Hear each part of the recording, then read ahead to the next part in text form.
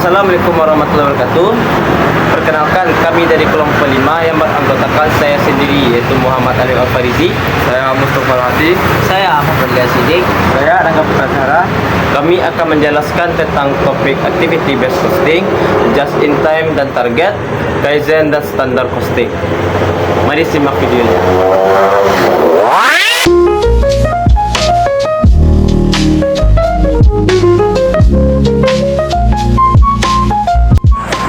Baik, kami akan menjelaskan apa sih konsep biaya per unit itu. Biaya per unit merupakan perhitungan biaya yang dikeluarkan untuk memproduksi satu unit produk ataupun memberikan satu unit layanan.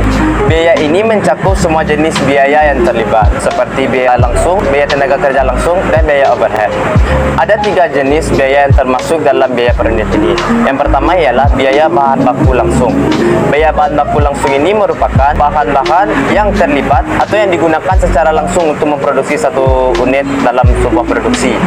Yang kedua yaitu biaya tenaga kerja langsung. Biaya tenaga kerja langsung ini merupakan biaya untuk mengupah atau mengaji seseorang atau beberapa orang yang langsung terlibat dalam suatu proses produksi. Yang ketiga yaitu biaya overhead. Biaya overhead ini merupakan biaya lain-lain selain dari biaya bahan baku langsung dan selain dari biaya tenaga kerja langsung. Ini mencakup seperti biaya listrik, biaya air, dan lain-lain. Untuk rumus biaya per unit ini merupakan total biaya produksi dibagi dengan jumlah unit yang diproduksi. Yang kedua, kita akan membahas tentang kalkulasi biaya produk berdasarkan tradisional. Sistem ini menghitung biaya overhead berdasarkan satu pemicu biaya atau istilahnya yaitu cost driver seperti jam mesin maupun jam kerja langsung. Untuk menghitung secara tradisional ini, yang pertama kita menghitung tarif overhead. Tarif overhead ini bisa dihitung dengan cara total overhead produksi dibagi dengan total pemicu biaya. Total pemicu biaya ini seperti jam kerja ataupun jam mesin. Yang kedua yaitu kita menghitung overhead per unit. Overhead per unit ini bisa dihitung dengan cara tarif overhead dikali dengan jumlah pemicu biaya per unit. Materi selanjutnya kami akan membahas tentang keterbatasan sistem akuntansi biaya tradisional. Sistem ini memiliki keterbatasan yang mempengaruhi akurasi dalam perhitungan biaya produk. Masalah utama yaitu pertama tidak akurat untuk menghitung produk dengan volume produksi yang bervariasi.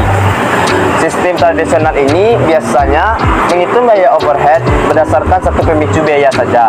Artinya ini tidak direkomendasikan untuk menghitung biaya dengan volume produksi yang bervariasi karena memiliki keakurasian yang lebih rendah. Untuk masalah kedua yaitu mengabaikan aktivitas non produksi yang signifikan. Sistem tradisional ini cenderung mengalokasikan hanya berdasarkan pemicu biaya yang terukur seperti jam kerja dan jam mesin. Tetapi sistem ini tidak dapat menghitung biaya-biaya produksi lainnya seperti administrasi, pemeliharaan, manajemen atau kegiatan lainnya. Hal ini membuat keakurasian dalam perhitungan biaya itu menjadi rendah. Akibatnya akan terjadi distorsi dalam biaya produk. Solusi dari keterbatasan sistem kalkulasi tradisional, kita bisa menggunakan kalkulasi biaya berdasarkan aktivitas atau dengan istilah activity based costing dengan singkatan ABC. Aktivitas based costing ini merupakan pendekatan yang lebih akurat untuk dalam mengalokasi biaya overhead dengan memperhatikan aktivitas-aktivitas yang relevan yang mendukung produksi, bukan hanya berdasarkan satu pemicu biaya seperti yang dilakukan pada sistem tradisional. Untuk menggunakan aktivitas based costing ini terdapat 5 langkah. Yang pertama, kita mengidentifikasi aktivitas utama. Yang kedua, tentukan biaya untuk setiap aktivitas. Yang ketiga, tentukan pemicu biaya untuk setiap aktivitas. Dan yang keempat, hitung tarif aktivitas. Untuk tarif aktivitas ini dapat kita lakukan dengan cara total biaya aktivitas dibagi dengan total pemicu biaya. Yang kelima, atau yang terakhir, yaitu hitung overhead per unit. Overhead per unit ini dapat dihitung dengan cara tarif aktivitas dikali dengan pemicu biaya per unit. Materi selanjutnya kita akan membahas tentang pengklasifikasian aktivitas dalam konteks activity based costing. Pengklasifikasian aktivitas ini membantu perusahaan dalam mengidentifikasi dan mengelola aktivitas untuk memberikan nilai langsung dan memberikan nilai tidak langsung. Dengan hal ini, perusahaan dapat mengambil langkah-langkah untuk meningkatkan efisiensi yang lebih tinggi. Baik, materi selanjutnya itu konsep dasar just in time atau JIT. Apa sih itu JIT? Sistem produksi di mana barang atau bahan hanya diproduksi atau dipesan saat dibutuhkan dengan tujuan untuk mengurangi persediaan yang tidak perlu atau pemborosan. Nah, JIT ini memiliki 3 manfaat. Yang pertama yaitu mengurangi biaya persediaan dan pemborosan. Dan yang kedua yaitu meningkatkan efisiensi dan kelincahan operasional. Dan yang ketiga yaitu memindahkan biaya penyimpanan dan mengoptimalkan arus kas. Nah, JIT ini memiliki perbedaan dengan sistem tradisional. Nah, perbedaan dari JIT dan sistem tradisional itu yaitu menghindari penimbunan persediaan dan memproduksi barang sesuai dengan permintaan.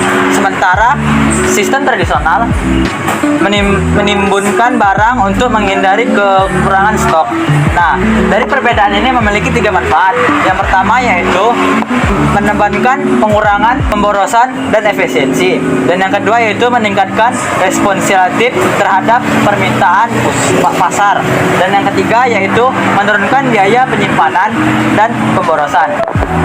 Nah, baik, materi selanjutnya itu konsep backflash costing. Apa sih itu backflash costing? Yaitu metode pencatatan biaya yang hanya dilakukan setelah produk selesai diproduksi dengan cara mengalirkan biaya yang terkait dengan produk yang dibuat. Nah, ada 3 manfaat dari backflash costing ini. Yang pertama itu mengurangi pekerjaan administrasi, dan yang kedua itu cocok untuk perusahaan dengan produksi tinggi dan proses cepat. Nah, dan yang ketiga itu menyederhanakan pencatatan biaya. Nah, backflash costing ini memiliki hubungan dengan ZIT. Nah, hubungan itu yaitu bekerja sama untuk mengurangi pemborosan dan mempermudah pencatatan biaya yang terjadi di akhir proses produksi. Nah, dengan hubungan ini memiliki 3 manfaat. Yang pertama itu mengurangi pemborosan dan biaya penyimpanan. Nah, dan yang kedua yaitu membantu meningkatkan efisiensi produksi. Dan yang terakhir yaitu mengurangi kebutuhan untuk pencatatan biaya harian yang kompleks. Ya, baik, materi selanjutnya itu analogi dasar dari akuntansi keuangan. Nah, apa pengertian dari analogi dari akuntansi keuangan? Yaitu sistem untuk mencatat, mengklasifikasikan, dan melaporkan transaksi keuangan perusahaan yang memberikan informasi bagi pihak eksternal seperti investor, kreditor, dan pemerintah.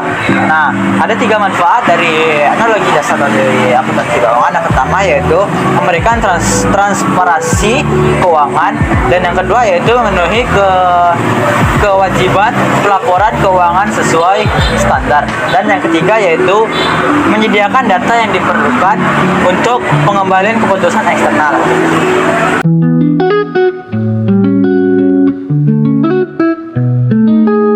Saya akan menjelaskan materi tentang standar costing. Apa sih standar costing? Standar costing adalah metode menentukan biaya standar untuk setiap elemen biaya dan membandingkan biaya aktual untuk menentukan varian. Rumus yang digunakan untuk menentukan standar costing yaitu varian biaya sama dengan biaya aktual dikurangi dengan biaya standar. Adapun manfaat dari standar costing, yang pertama menyederhanakan pengawasan biaya. Yang kedua, membantu mengidentifikasi penyimpangan dan menganalisis penyebabnya. Dan yang ketiga, mempercepat proses perencanaan dan penganggaran. Selanjutnya, kegunaan dari standar costing.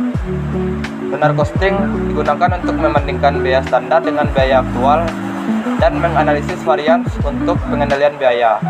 Manfaatnya yang pertama, mempermudah evaluasi kinerja dan efisiensi. Yang kedua, menjadi dasar untuk pengambilan keputusan dalam hal anggaran dan produksi. Dan yang ketiga, menyediakan informasi yang relevan untuk perencanaan keuangan.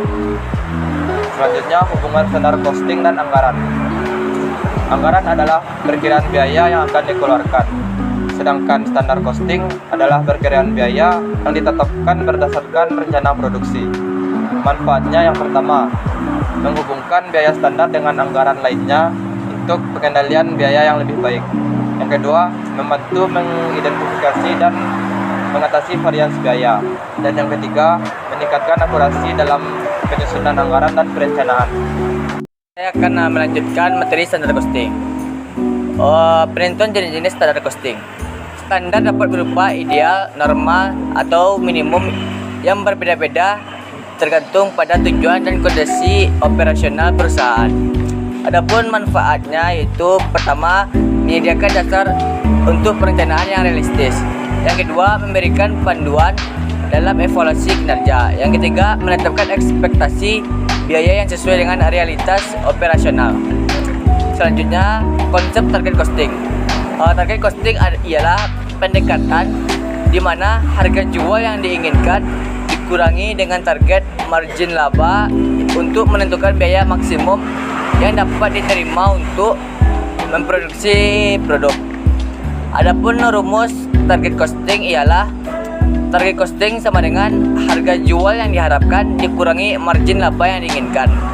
Adapun manfaat target costing ialah yang pertama, menekan biaya produksi untuk memastikan produk dapat dijual dengan margin laba yang diinginkan.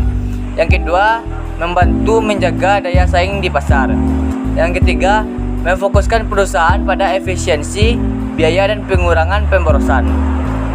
Selanjutnya, konsep Kaizen Costing.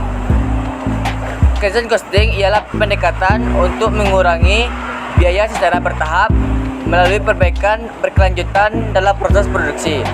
Adapun manfaatnya, yang pertama, memungkinkan perbaikan biaya yang berkelanjutan. Yang kedua, meningkatkan produktivitas jangka panjang. Yang ketiga, menumbuhkan budaya penghematan biaya di perusahaan.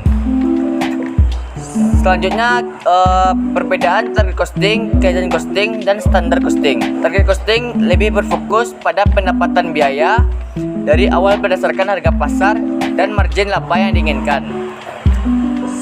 Kaizen costing lebih berfokus pada pengurangan biaya yang dilakukan secara bertahap melalui perbaikan berkelanjutan. Sedangkan standar costing lebih berfokus menggunakan biaya standar untuk mengevaluasi dan mengendalikan biaya. Adapun manfaatnya, yang pertama, menyediakan berbagai pendekatan dalam pengelolaan biaya. Yang kedua, memungkinkan perusahaan memilih metode yang paling sesuai dengan kondisi dan tujuannya. Yang ketiga, meningkatkan efisiensi dan daya saing produk.